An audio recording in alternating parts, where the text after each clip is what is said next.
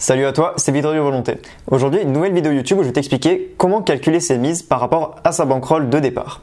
Alors les tipsters professionnels qui animent des chaînes YouTube, qui animent des clubs privés, qui animent des pages Facebook, des comptes Twitter, sur plein de supports différents, te donne comme premier conseil en fait de constituer ta bankroll. Ça veut dire concrètement, tu alloues en fait une certaine partie de ton argent pour les paris sportifs. Ça peut être 100 euros, ça peut être 500 euros, ça peut être 1000 euros, ça peut être 5000 euros si vraiment tu as beaucoup d'argent à mettre dans les paris sportifs. Donc déjà, premier conseil, ils te disent mets un certain montant, évidemment un montant que tu as pour ne pas t'endetter, un montant qui va rester fixe. Donc admettons, tu pars sur 1000 euros de bankroll, et bien par rapport à ça, les tipsters professionnels qui sont dans des clubs privés comme j'ai dit ou qui sont comme des chaînes YouTube comme moi ou d'autres tipsters professionnels te proposent des mises, donc des mises à travers différents pourcentages. Donc je vais t'expliquer en fait comment calculer sa mise par rapport au pourcentage. On va faire ça tout de suite. Donc on se retrouve en fait directement pour que je te donne des exemples en fait de calcul de mise de départ par rapport à des bankrolls. Donc admettant ta bankroll de départ, elle est de 500 euros, ce qui est déjà une très belle bankroll pour commencer dans les paris sportifs, ou alors si tu es confirmé. Donc avec une bankroll de 500 euros, un tipster par exemple va te dire parie 1% de ta bankroll. Donc concrètement, qu'est-ce que ça veut dire? Ça veut dire que tu vas multiplier par 0,01, vu que c'est 1%, tu vas calculer par 500, c'est-à-dire ta bankroll. Donc ça va faire 0,01 fois 500, et 0,01 fois 500, ça fait 5.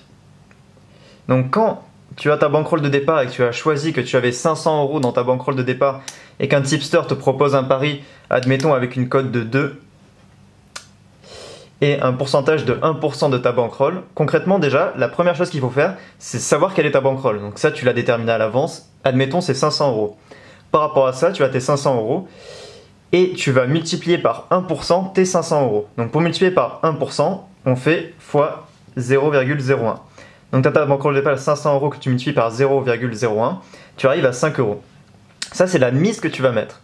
Donc le parieur te dit 1% de ta bankroll, donc 1% fois 500 euros, ça fait 5 euros. Et il te dit de miser sur une cote, admettons, de 5 euros. Concrètement, ça va faire 10 euros, 2 fois 10 euros, 2 fois la cote de 5 euros, 10 euros. Donc ça veut dire qu'en gain net,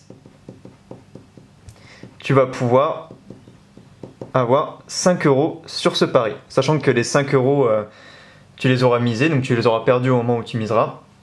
Et si tu gagnes, on t'en rend 10. Donc tu auras gagné 5 euros.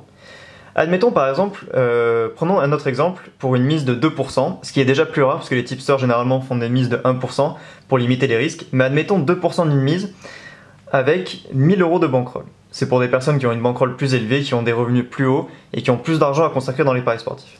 Admettons, reprenons le calcul. On fait 0,02, 2% fois 1000 la bankroll. On se retrouve avec du 20 euros. Et avec une cote de 2, toujours avec une cote de 2, on fait 2 fois 20, ça fait 40 euros brut.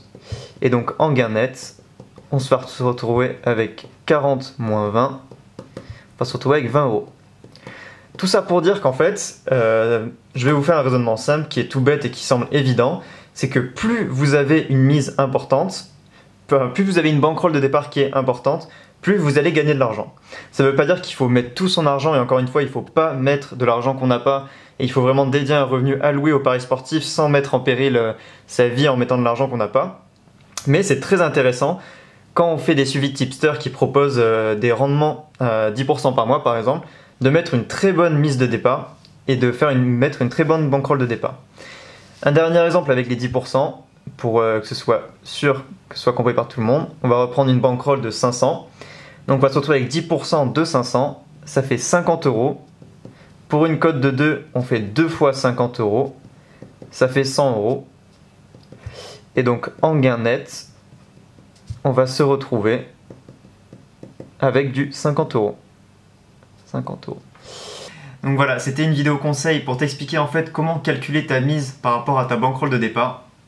Sur ce, je t'invite à t'abonner à la chaîne, je t'invite à lâcher un like, et si tu as d'autres questions, en fait, n'hésite pas à les poser dans les commentaires ou en privé sur Facebook ou autre.